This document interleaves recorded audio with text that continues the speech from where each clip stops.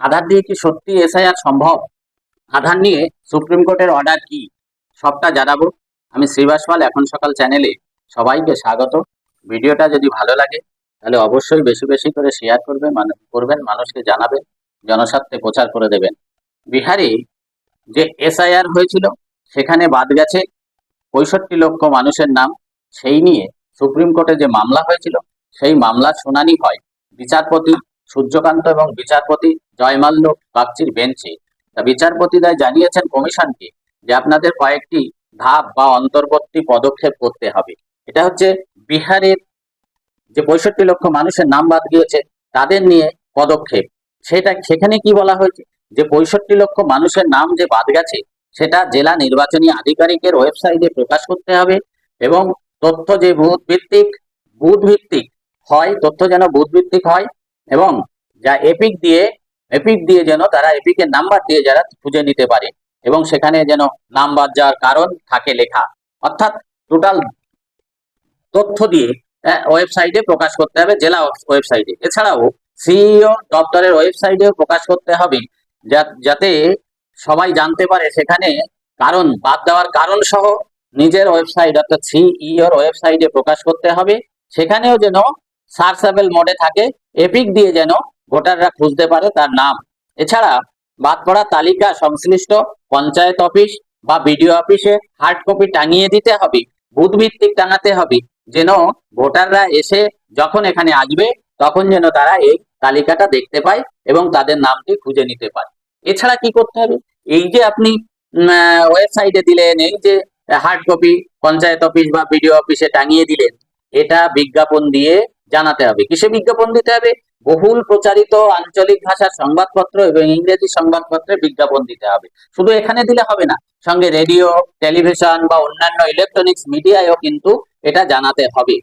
তাহলে শুনানি পর্বে বিচারপতি বাগচি বললেন যে আধার কার্ড স্থায়ী বসবাসের প্রমাণপত্র হিসাবে এবং পরিচয়পত্র হিসাবে আইনত স্বীকৃতি অধিকার।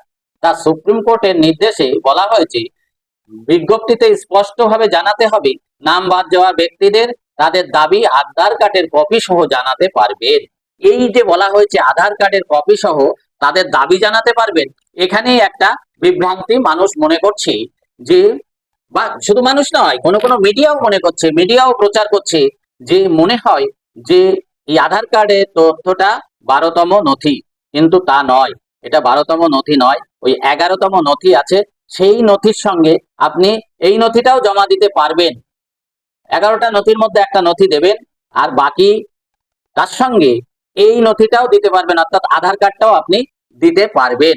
এছাড়া বলা হয়েছে কমিশনের পক্ষ থেকে যে আমরা তো তালিকায় কারো নাম না থাকলে তিনি আধার কার্ডের কপি সহ নিজের দাবি জানাতে পারবেন, এটা আমরা বলেছি। কারণ 6 নম্বর ফর্ম তাদের ফিল আপ করতে হবে।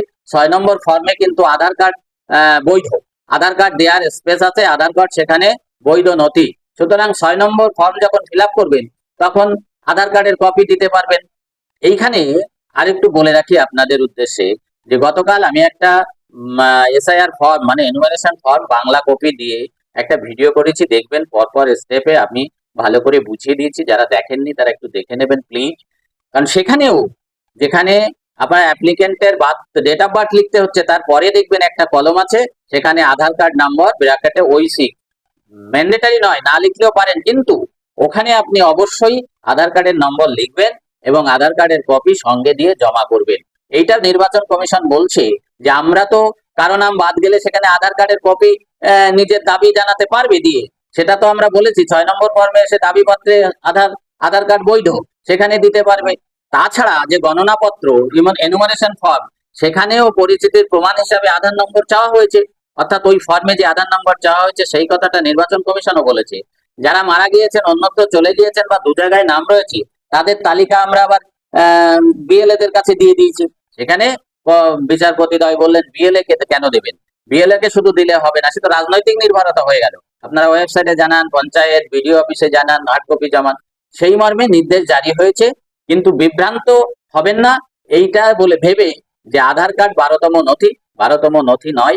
এটা হলো আপনার ওই 11টা নথির সঙ্গে একটা নথি আধার কার্ড দিতে পারবেন, সেটা হলো আপনার পরিচিতির জন্য, আপনার স্থায়ী বসবাসের আপনার স্থায়ী বসবাসের ঠিকানা প্রমাণ করবার জন্য আপনি এটা দিতে পারবেন। সেটাই সুপ্রিম কোর্টের অর্ডার। তাহলে হয়তো এবার বুঝতে পেরেছেন। যদি আমার ভিডিওটা আপনাদের ভালো লাগে এবং আপনারা বুঝে থাকেন, তাহলে ভিডিওটা প্লিজ একটু শেয়ার করবেন। ভালো থাকুন, সুস্থ থাকুন। ধন্যবাদ সবাইকে।